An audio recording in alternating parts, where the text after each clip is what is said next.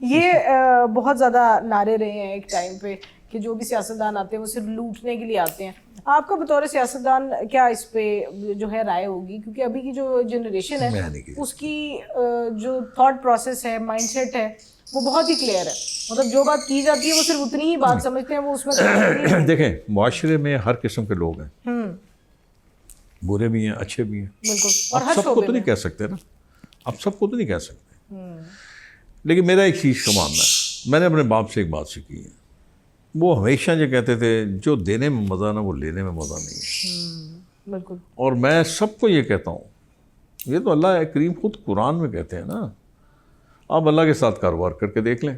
बिल्कुल, बेशक ऐसे आपको किसी किस्म का कोई नुकसान हो जाए, मुझे आप मुलज़म करा दीजिएगा। बिल्कुल ऐसे ही है। अच्छा, अगर आपको एक दिन के लिए वज़ीर आज़म बनाया जाए पाकिस्तान का, तो एक कोई फैसला जो आप करेंगे? मैं पंजाबी लाजम कर देंगे पूरे पाकिस्तान में। Wow, that's so beautiful. इसका मतलब है कि आप पंजाबी। मेरी उर्दू अच्छी नहीं है ना, मैं पंजाबी में ठीक बोलता हूँ, comfortable that's how you covered it, लेकिन यू लव पंजाबी। मेरी English speaking English is not good, मैं उसमें बिल्कुल नहीं हूँ, पैदल हूँ। ठीक है। उर्दू मेरी अच्छी नहीं है, एक्सेंट मेरा अच्छा नहीं है। पंजाबी मैं बड़ा अपने आप को कंफर्टेबल महसूस करना। अच्छा, यानी आप पंजाबी में सबसे ज़्यादा कंफर्टेबल पंजाबी में। अच्छा, कोई एक पंजाबी का कोई एक मिसरा आपको बहुत पसंद हो, कोई शेर पसंद हो? नहीं, शेर मुझे आते नहीं कसम से। कोई एक कह लें कि कोई कहावत हो जो आपको बहुत पसंद हो? वो देखें, पंजाबी में कोई आप कहावत हो या कोई किसी किस्म की बात हो ना, वो मौके पे ही आती है। ये तो है, वो नहीं हो सकता ना। लेकिन फिर भी इंसान को होता है ना कि आपको एक तकिया कलाम होता है कोई पंजाबी में, कोई पंजाबी में आप किसी अपने मुलाजिमों को, देखें, वो जब आप बोलेंगे ना मेरे साथ तो आपको पता चलेगा। अब जैसे पंजाबी के कई अल्फाज ऐसे हैं जो आपको नहीं पता होंगे, शायद ना पता हो। अब जैसे बौकर है, आपको पता बौकर क्या होता है? झाड़ू। झाड़ू को कहते हैं बौकर है।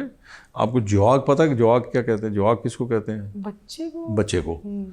ये तो आपने पंजाबी फिल्में देखी होंगी, नहीं सिखों की, तो उसमें देख लिया होगा।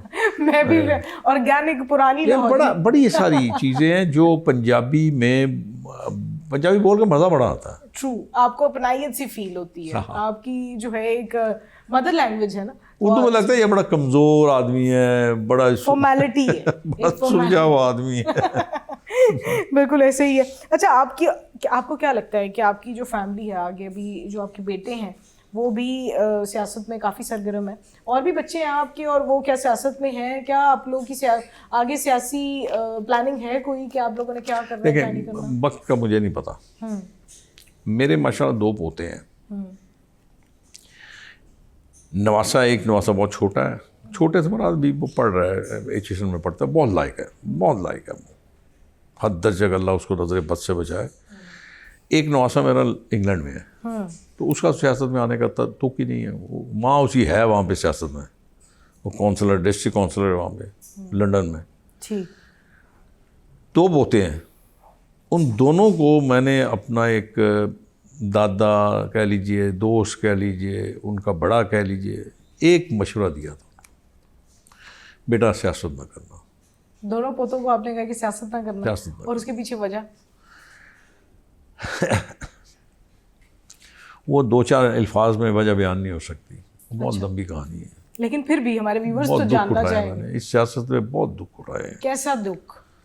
बाप खोया, भाई खोया, सियासत में अपनी पूरी जिंदगी खराब कर ली, अपना पूरा कारोबार तबाह कर दिया। ये तो मेरे मालिक ने फिर मेरे पे कर्म किया जो मैं फिर उठ गया हूँ, वरना तो सियासत ने मुझे तबाह कर दिया था। तो यानी आप इस बात को मानते हैं कि नेम और फेम जो है वो एक बार आपसे जो आपका सब कुछ है वो ज़रूर छीन लेता है?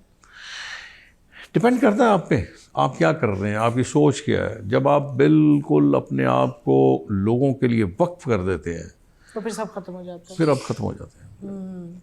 अच्छा, कोई ऐसा शख्स, कोई ऐसा वाक़या आपकी ज़िंदगी में हो कि आपको लगता हो कि इस इंसान की जो दुआ थी या कोई नसीहत थी, उसने मुझे ज़िंदगी में एक बहुत बड़े हादसे या किसी बहुत बड़ी प्रॉब्लम से, कोई एक आप शेयर करना चाहते हो हमारे व्यूअर्स के साथ? बहुत सारी हैं वो, मतलब ऐसे ये हैं कि उनको बयान करना ज़रा मुश्किल है, उनका जिक्र करना मुश्किल है। लेकिन मेरे पे हमेशा, ये मैं बात बता दूं आपको, मेरे पे हमेशा अल्लाह वालों का साया रहा है, खुदाबंद करीम ने मुझ पे बहुत रहमत की है।